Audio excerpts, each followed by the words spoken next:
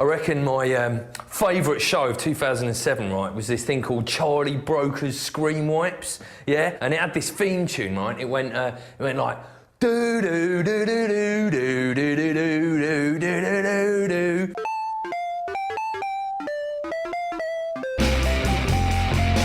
Do do do do do do do do do do do do do.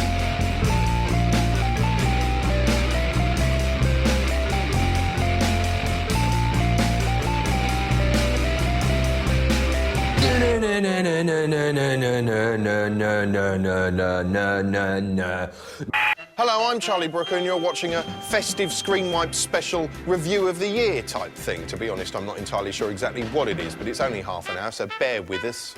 2007 will be remembered for many things: floods, slapstick terror attacks and the resignation of Tony Blair.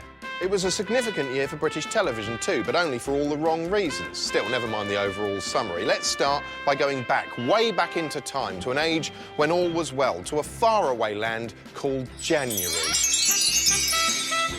As January dawned, the people of Britain were looking forward to another cracking year of TV superbitude. The lovable This Life gang returned in. This Life plus 10. Brilliant! Except it wasn't, it was just glum.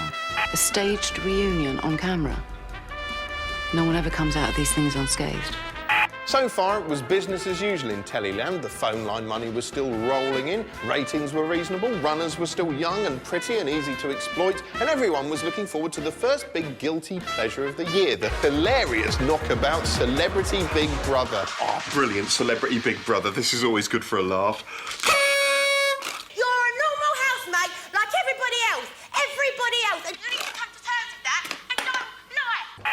In broadcasting terms, this was a bit like going to a birthday party, then offending everyone by nonchalantly taking a shit in the corner and failing to apologise when everybody got understandably upset. In other words, it was an almighty balls up.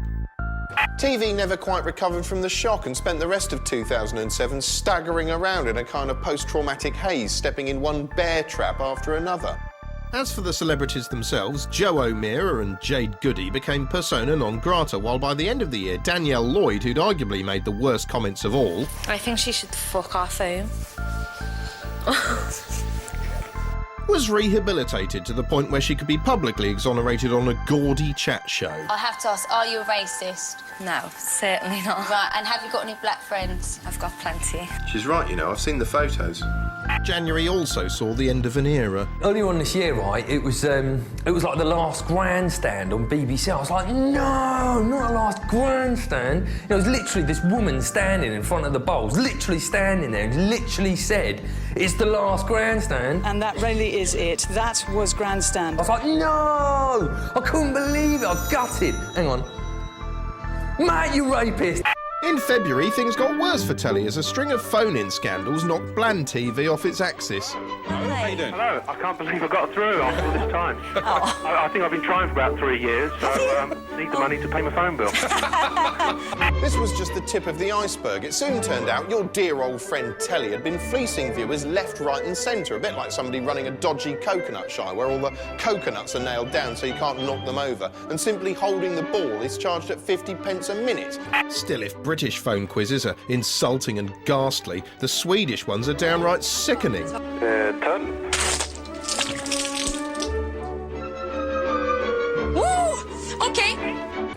Say hello to March and an all-new version of the BBC's flagship reality show Castaway, which brought all the fun and excitement of hut-based bickering into the living rooms of about 18 viewers. In case you can't remember what the winner looked like, here he is. Comic Relief, yeah, 2007. Oh, it was brilliant, wasn't it? Blair, eh? Oh, Blair. He was so good in it. It's like butlins, but you don't get wet. Lauren? Yeah. Am I bothered?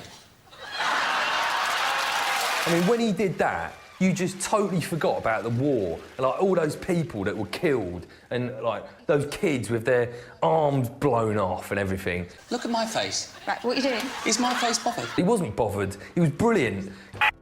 The Apprentice moved from BBC Two to BBC One, bringing terrifying Ice Maiden Katie Hopkins, played here by the spitting image puppet of the Queen, and furious bullshitter Trey Azam to public attention. Sadly, neither of them won, and the final boiled down to a toss-up between leathery but dependable Christina and dewy-eyed puppy boy Simon.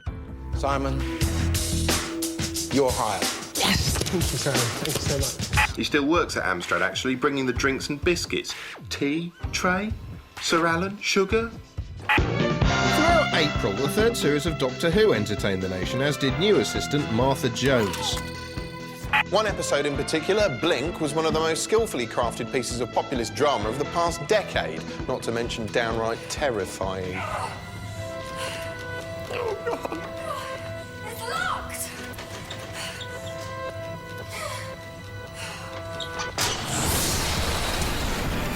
Throughout the year, a lot of old shows ended, like Cuddly Parkinson here, but there weren't many new shows to replace them.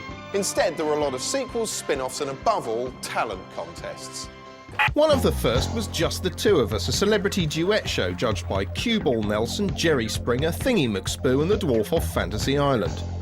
Just to underline how useless the celebrity contestants were, they were each paired with a professional singer, making every performance an excruciating blend of sweet and sour. For instance, gallivanting Strictly Come Dancing cockend Brendan Cole was paired with soul legend Beverly Knight, resulting in this. Beverly can sing, while Brendan can f*** off. Some of the acts were so appalling they accidentally became good, like Jim Branning's duet with Jocelyn Brown, in which he sounded like a man trying to pick a fight with music itself. Everybody look at me! I come in the door and start screaming! Eventual winner Hannah Waterman, seen here paired with Marty Pellow, soon developed the look of someone who earnestly believes she can hammer out a tune, as opposed to someone who sounds like an out-of-tune hammer. Still we're from my window. Still we're from my back door, too. Oh. Stuart said, you know, rock should make you sweat, man, and... yeah, it's going on. Good job she only lifted her arm. One of the oddest talent contests was the BBC's World's Greatest Elvis, which opened with 30 Elvi singing as a choir, making the whole thing look more like a stark warning about the dangers of human cloning than a song and dance show. My favourite was the Japanese Elvis, who slavishly copied every aspect of the King's Act apart from his ability to pronounce consonants.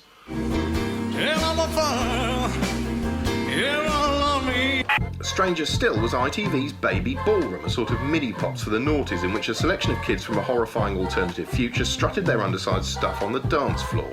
Judging proceedings were Pepe Le Pew, Ronald McDonald and a haunted ventriloquist dummy. You know, best of luck, because that's what you're winning, so... Yeah, so you might as well not bother. But they did anyway, twirling and twirling and twirling and twirling. Well, they might as well have waited until they fell asleep and stuck them on a f***ing turntable so they could simply revolve to the delight of the imbecile audience who just applauded them no matter what they did.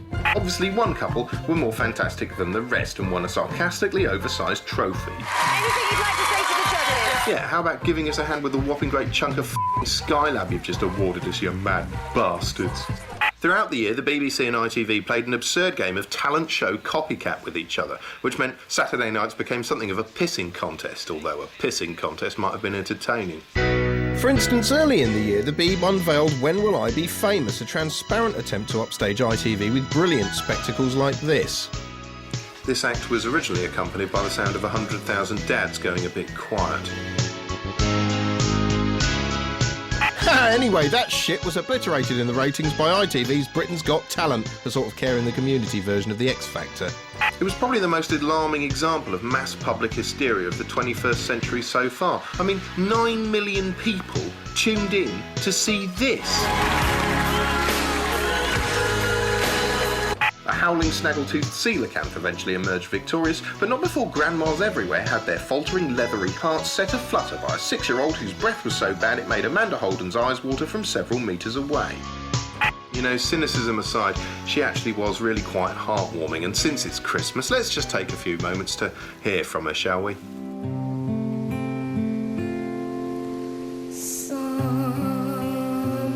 Oh, f*** it, let's not.